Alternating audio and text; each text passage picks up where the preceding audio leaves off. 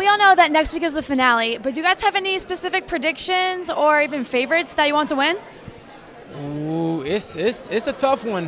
Yeah. I think Tate, had a very, very good day today. Whereas if I didn't know whether she was gonna be one of the top contenders.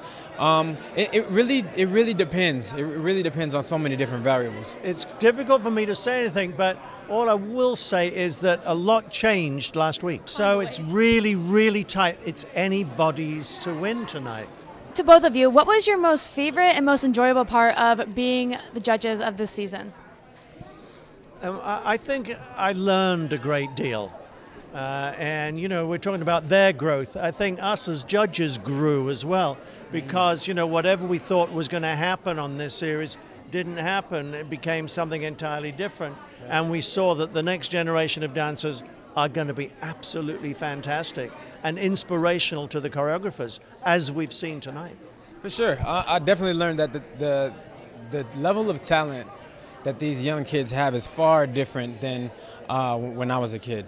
I think they're just so much more well-versed in all the different categories. I mean, even looking at the dancers tonight, I mean, in different categories that is not specifically their specialty, they were shining like stars. You know what I'm saying? After the show for these kids, what advice would you give to them to move on in their careers? First and foremost, this is not where it ends. This is where it begins, especially for these kids. I mean, I would say the same thing to older dancers, but these kids are, I mean, come on. I mean, 10, 11, 12, I mean, come on. It's literally the beginning for them. So I would just say continue with the same intensity that they had before. A lot of artistic kids kind of lose focus, and when you're that talented, you tend to kind of fall back, and then you allow people to gain on you. Never allow anybody to gain on you. Keep with the same intensity. You got to keep working hard with that same intense hunger that you had in the beginning. Yeah, Jason's right. They've been forced to have an incredible work ethic here, and of course they're back at school as well now. They need to maintain that, and that's the key to just being successful in anything you do in life. If you weren't Jason Derulo, would you like to be Nigel Lythgoe? You know what? I think everybody has their own routes, and there's so many different ways that you can go about it. Fortunately for me, songwriting was my outlet, and I began writing songs for other people, and that was my way in.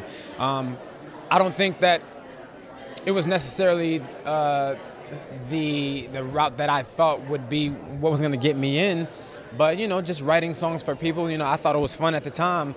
And then as I continued to write for people, people were like, well, who's writing all these damn songs? Yeah. And that was my way in. So, I mean, you never know. I mean, I was willing to try anything. So, of course. The important thing is once that door opens, that you have the courage to step through it. And that's what Jason did.